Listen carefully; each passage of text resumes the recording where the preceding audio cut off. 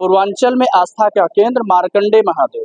ये वाराणसी से 30 किलोमीटर दूर गाजीपुर मार्ग पर स्थित है।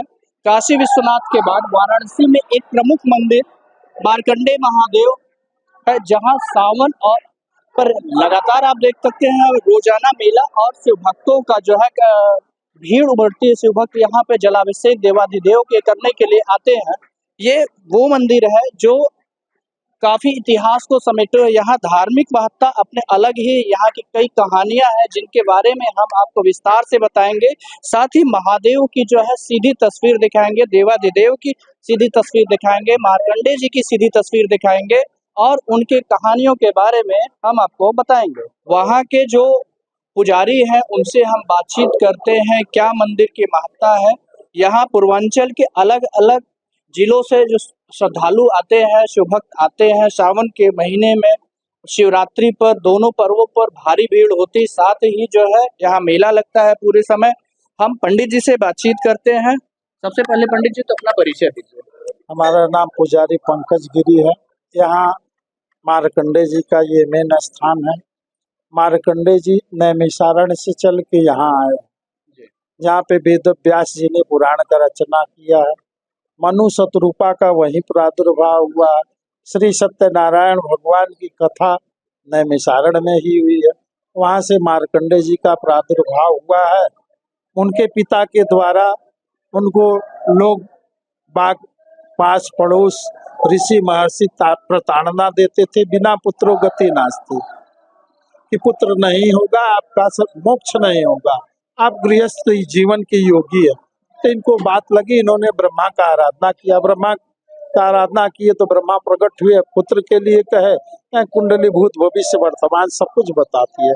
कुंडली देखते हैं, कहीं पुत्र का योग नहीं था।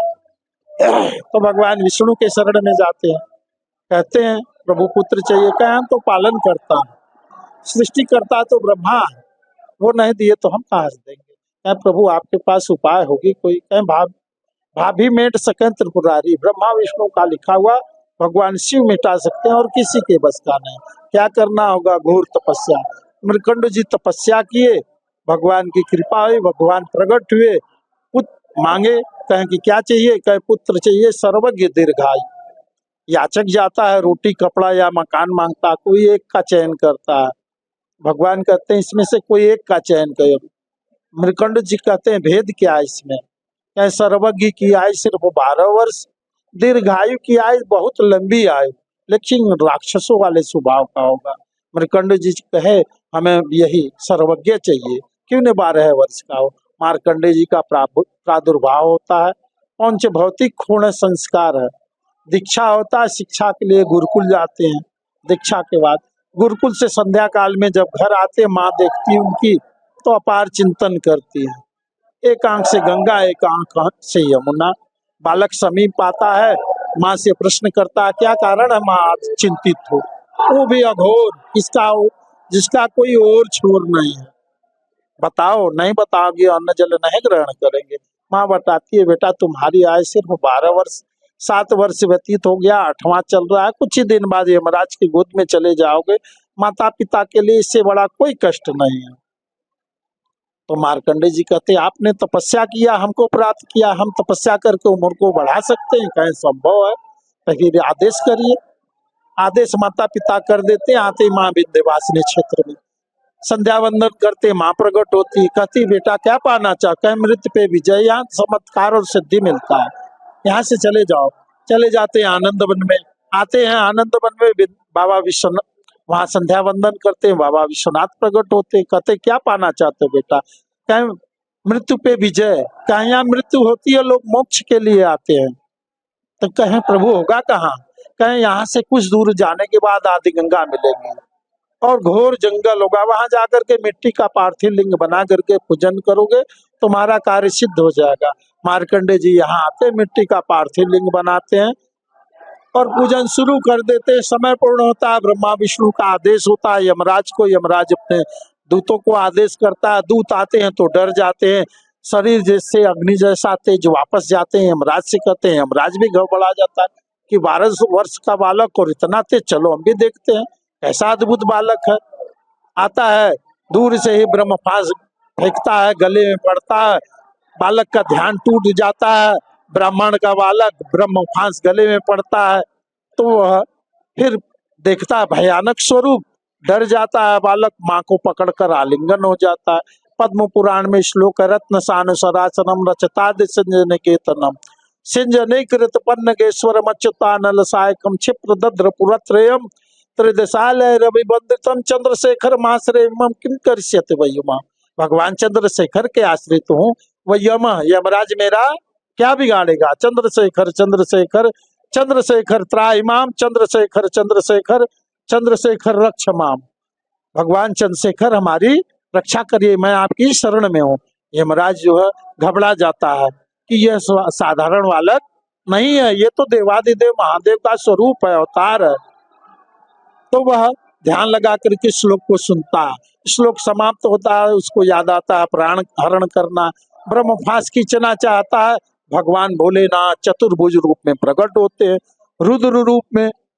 तो यमराज डर जाता है, ये तो संहार कर देंगे हमारा, हम मृत्युलोक से नहीं जाते हैं ब्रह्मलोक, तो सीधे ब्रह्मलोक में भाग करके यमराज जाता है, शरणागत होता है ब्रह्मा विष्णु को यहाँ, और कहता है कि प्रभु वहां रुद्र रूप धारण करके प्रकट हो गए भोलेनाथ। मृत्युलोक में आप लोग आदेश किए, कैसे चलेगी सृष्टि की व्यवस्था। सभी लोग आते हैं, साष्टांग करते हैं। ब्रह्मा कहते हैं प्रभु सृष्टि की व्यवस्था कैसे चलेगी, आपने हमको कहा है सृष्टि करने के लिए, विष्णु को कहा है पालन करने के, स्वयं संहार करता। यमराज की मृत्यु लोक में ड्यूटी दी है, यमराज आया तो कैसे चलेगी व्यवस्था। तब ब्रह्मा से कहते हैं ब्रह्मा आपने इस बालक का जन्म दिया है। कहे नहीं प्रभु हमने तो नहीं दिया है। तब फिर मृत्यु कहाँ होगी, जब जन्म होगा तभी न मृत्यु होगा, आपने दिया नहीं, आदेश कर दिया। तो कहते हैं कि प्रभु भगवान विष्णु से कहिए। तो भगवान विष्णु से कहते हैं, तो कहते हैं प्रभु हमने भी नहीं दिया। तो भगवान विष्णु कहते हैं ये स्वयं आप दिए हैं प्रभु, तो आप किसकी आयु से गणना होगी, हमारी आपकी आयु से। सभी लोग साष्टांग करते चले जाते। भगवान शिव की आयु की गणना युग से की जाती है, चतुर्युगे सहस्राण, कलयुग सतयुग द्वापर त्रेता, ये चारों युग बीतता है। तो एक ब्रह्मा का प्रादुर्भाव होता है, विष्णु का एक दिन होता, भगवान शिव की एक बार पलक झपकती है। सभी लोग चले जाते हैं, मार्कंडे जी को उठाते, कहते बर मांगो, क्या मांगना चाहते हो। कहे प्रभु तीनों त्रिलोक 14 भुवन के मालिक प्रत्यक्ष प्रकट हुए, दर्शन हुआ, इससे बढ़कर सौभाग्य क्या हो सकता है। क्या नहीं कुछ मांगना पड़ेगा। तो भगवान अपना तेज देते हैं। तो भगवान कहते हैं मार्कंडे जी कुछ देना ही चाहते हैं प्रभु, तो हमें महाप्रलय दिखाइए। ज्ञानी देखता है महाप्रलय, अज्ञानी देखता है प्रलय। तो मार्कंडे जी फिर पुष्कर में जाकर के 1 वर्ष और तपस्या करते हैं, भगवान विष्णु को प्रसन्न करते हैं। अक्षय वट है वहीं पे। तो 1 वर्ष के बाद जब दृष्टि खोलते हैं, पूरा देखते हैं सृष्टि जल से डूब गया है। न एक बालक है, बर के पत्ते पे डूब रहा है, उतरा रहा है। बालक को बचाने के चेष्टा से समीप जाते हैं, श्वास लेते हैं, भगवान विष्णु रहते उधर में चले जाते हैं। देखते जैसे सृष्टि बना फिर उसी प्रकार बना, पूरा सांस लेते हैं, बाहर आते हैं, फिर चरणों में नतमस्तक हो जाते हैं। फिर मार्कंडे जी को तेज दिए ही रहते हैं। स्वयं मार्कंडे पुराण का मार्कंडे जी स्वयं व्याख्यान करते हैं। तब वेद व्यास जी पुराण का रचना करते हैं। मार्कंडे जी के मुखार बिंद से ही आदि शक्ति का वर्णन निकला है, दुर्गा सप्तशती। भगवान कृष्ण के मुखार बिंद से निकला है श्रीमद् भागवत गीता। 700 श्लोक भगवान कृष्ण के मुखार बिंद से जो 16 गुण से हैं, 700 श्लोक भगवान मार्कंडे जी के मुखार बिंद से जो 16 गुण से संपन्न है। बोलिए मार्कंडे महादेव की जय। पंडित जी एक चीज और मैं जानना चाह रहा था आपसे कि जैसा कि लोग बताते हैं, आपने कथा में भी बताया है कि ये धाम जो है पुत्र रत्न के प्राप्ति के लिए जो है लोगों की आस्था का स्थान है। भगवान मार्कंडे जी को जो जिस स्वरूप में पाना चाहता है उसको उस स्वरूप में मिलते हैं। माँ को पुत्र के स्वरूप में, रोगी को वैद्य के स्वरूप में, और विद्यार्थी को सरस्वती के स्वरूप। चीज और मुझे बताइए कि जैसा कि यहाँ पे एक संगम स्थल है, एक तरफ गोमती की धारा बहती है तो दूसरी जो है मोक्षदायिनी गंगा। तो मार्कंडे जी जब तपस्या करते पृथ्वी लोक में गंगा नहीं थी, इसीलिए इस संगम को जगत का दुर्लभ कहा जाता है। मानसरोवर को यात्रा कहा जाता है, बाबा बद्रीनाथ केदारनाथ को यात्रा कहा जाता, अमरनाथ बाबा को यात्रा कहा जाता, लेकिन जगत में इस मार्कंडे जी को दुर्लभ कहा जाता। देवर्षि नारद कहे हैं, महाभारत के वन पर्व के 182वें अध्याय में श्लोक है, श्री महाभारते वन पर्णे युधिष्ठिर प्रति नारदी वचनम मार्कंडे यश राजेंद्र तीर्थ मासा च दुर्लभम गोमती गंगयोश्चैव संगमे लोक विश्वते अग्निष्टुमम वापनोत कुलं चैव समुद्रे।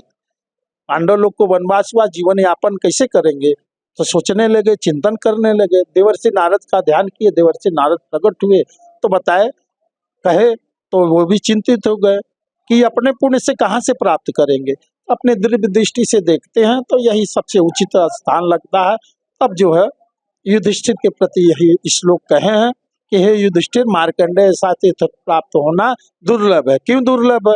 जहाँ गंगा और आदि गंगा का पवित्र संगम है, जो प्राणी स्नान करके एक लोटा या एक मोद भी जल चढ़ाता, उसे एक अग्निष्टोम यज्ञ के समान जल चढ़ाने से प्राप्ति होती है।